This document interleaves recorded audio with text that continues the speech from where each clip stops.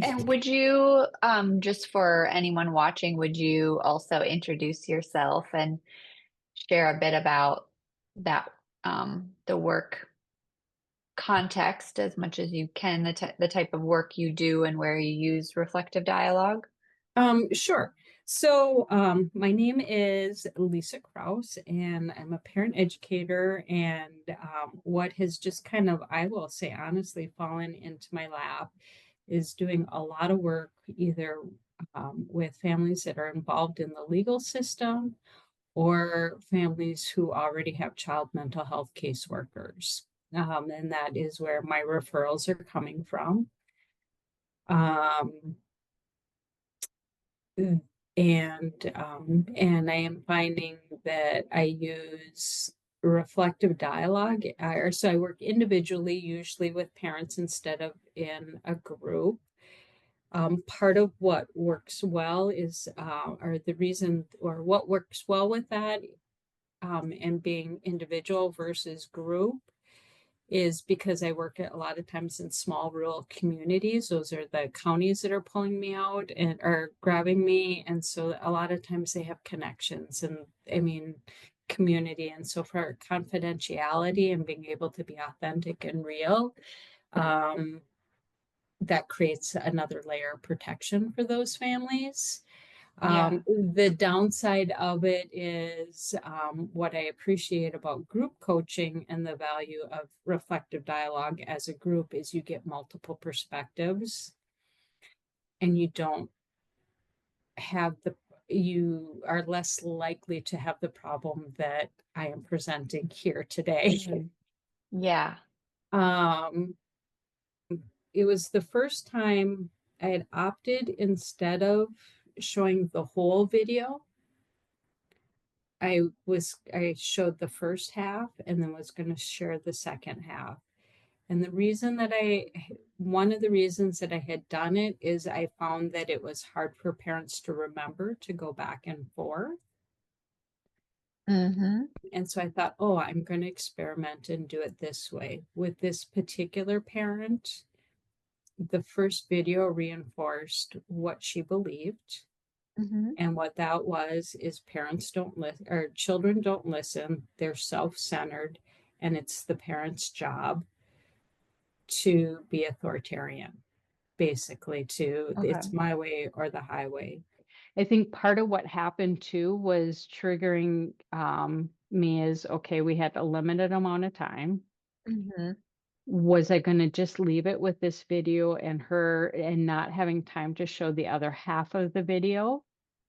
Because they would Hmm. have felt much more comfortable if we had left and she had seen the whole thing. I mean, I wanted her to be able to see the whole thing, Hmm. um, and at least have that picture in her. And I didn't want to leave with this one image.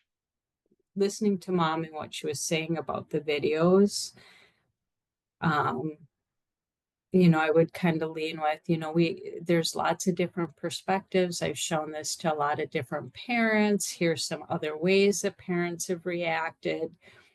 Um, it was really, really hard not. It took a lot of restraint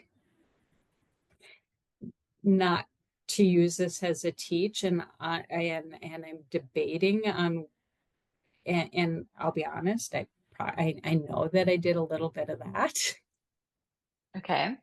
But, if you provided information about, how children are curious and sort of like the development, behind the way that her children might be behaving or the way that this, cub in the video was behaving, do you think that that would shift her perspective, or do you think she would be sort of in the same place as where she was through this video? I think that where this would be helpful is, or I think that had I shown the video all the way through, and I will go back to, and I started with that. I think that that was the mistake. I experimented and the experiment went wrong this time. It happens.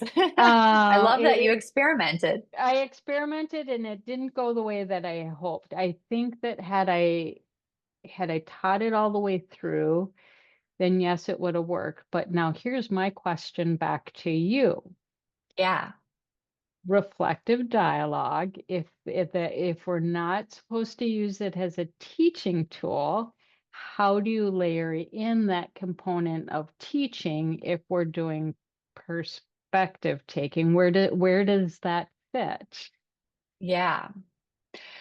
Yeah, I mean, especially with this mom because she was really, I mean, she caught on to you, the two of you were in a different perspective. She could kind of read where you were, which I definitely understand. This comes back, we talk a lot about, how challenging that is to kind of stay in that neutral facilitator mode during these or any time, but that is one of the most challenging parts of reflective dialogue. Um, and in this case, I would lean toward not teaching, not providing the why behind what was seen or pointing out what was seen, but really exploring the perspectives, really kind of maybe following the mom's feelings because she was pretty expressive Mm-hmm. about the feelings and what she thought the mama raccoon should have done. And I tend to try as much as I can to follow the parents' lead, at least at first or for a while, until you can kind of feel that they've gotten all of that venting out. Right. Because if you jump too soon to the child's perspective, if they're not ready, they're still holding on to all of their feelings. Um, so I would really explore that. And I think, particularly with a parent who's in a very egoistic perspective, it can take several reflective dialogue sessions to build that capacity. Because we have to remember that um, this parent may not have a lot of experience with perspective taking, with self-awareness, with noticing, even noticing, considering the child's feelings. This all may be pretty new. And what unfortunately happens a lot is that when we don't see it, then we choose to just give information instead of saying, this is a capacity building opportunity and trusting that over time we're building these capacities that then could help them. I would just be curious if you did this a few times, like the more I can feel that inner turmoil in her that she's conflicted between the way she's supposed to parent according to her mom and recognizing that there are parts of that she did not like as a child. Right. And that is the, I mean, I think I knew it going in. It's like, okay, I mean, we're human, so you get caught. I got Hmm. caught off guard about how strongly she reacted Yeah. to that first one. Um, so then trying to peel back, and I knew it. It was just, okay, now I have to claw back. Now I won't repeat that mistake again, but Yeah. And um, I just want to say that I so appreciate you sharing this experience because we've all been there and we will all be there again. And it shows how human, like how much our feelings and our perspectives there's no way to put it on a shelf.